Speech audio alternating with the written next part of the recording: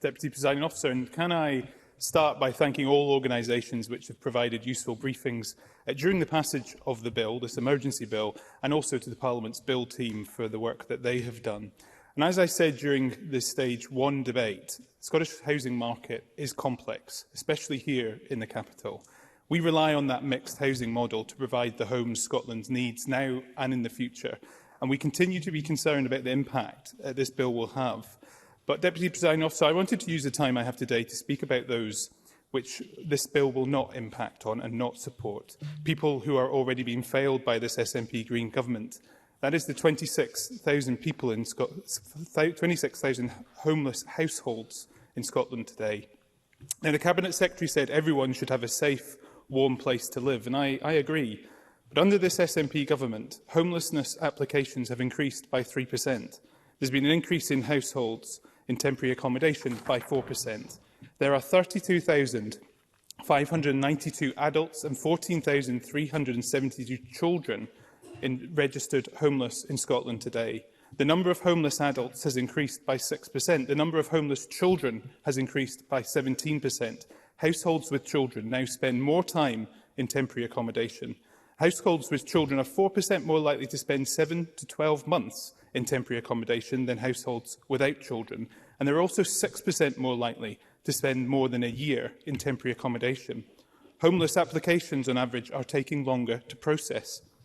It now takes, on average, 19 days for a homeless application to be assessed, which is up 3 days compared to the previous year. Now, these are shocking statistics, but these are also people who are furthest away from the housing market and now are likely to become even further away thanks to the impact of this bill.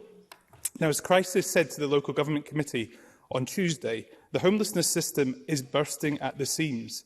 It has, as I'm sure members see in their constituencies, all the time been pushed to breaking point.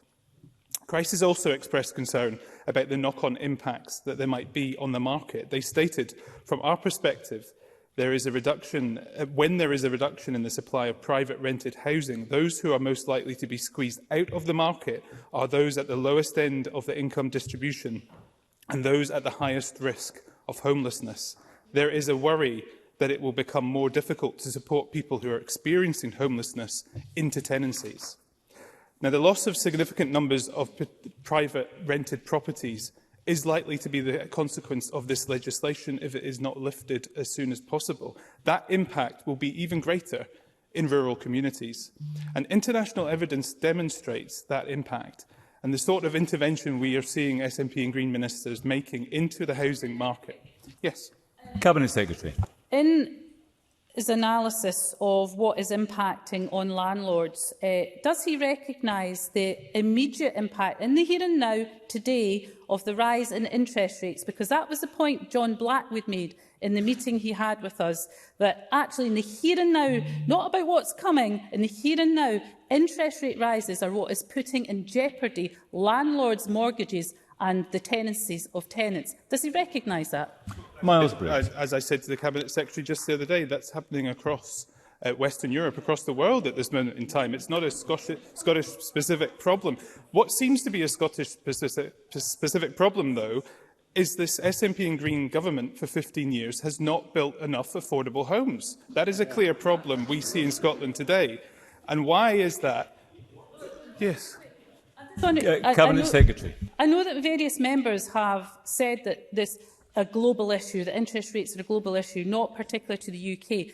Has he seen the Bank of England analysis today that actually has linked directly the Tory mini-budget that has caused a self-reinforcing spiral, threatening severe disruption of core funding markets and causing widespread disruption and financial instability? That's in the UK, nowhere else. Does he recognise that is what is worrying landlords today and tomorrow and next week? But does he recognise that? I can tell the Cabinet Secretary what's worrying landlords. It's this bill, and especially those who are in the socially rented sector, because that sector now is worried about where it will find the finance to take forward projects which are so vitally needed across our communities, Cabinet Secretary, because rent freezes have failed when they've been implemented to make any difference. What they have done is actually drive up rents when people go to further tenancies. And we on these benches remain concerned, at the impact of this bill. We are concerned with regards to the social rented sector and on students seeking their private tenancies in second-year universities. We are hearing the concerns outlined from many universities that students are coming to cities across our country unable to find any accommodation and being told not to come. We are concerned that homeless people will find it even more difficult now to find a home. We are concerned about the shattering of confidence to invest, which this is driving, concerned at the loss of vital homes to live in, and concerned that this bill could trigger a greater housing crisis in Scotland than we already see. Deputy Presiding Officer, Scottish Conservatives will continue to hold this SNP government to account on what this bill could have. Labour members have clearly forced ministers to take this action. They can congratulate themselves on that point, but they will also be to blame if this crisis does see what all international evidence suggests rent controls deliver.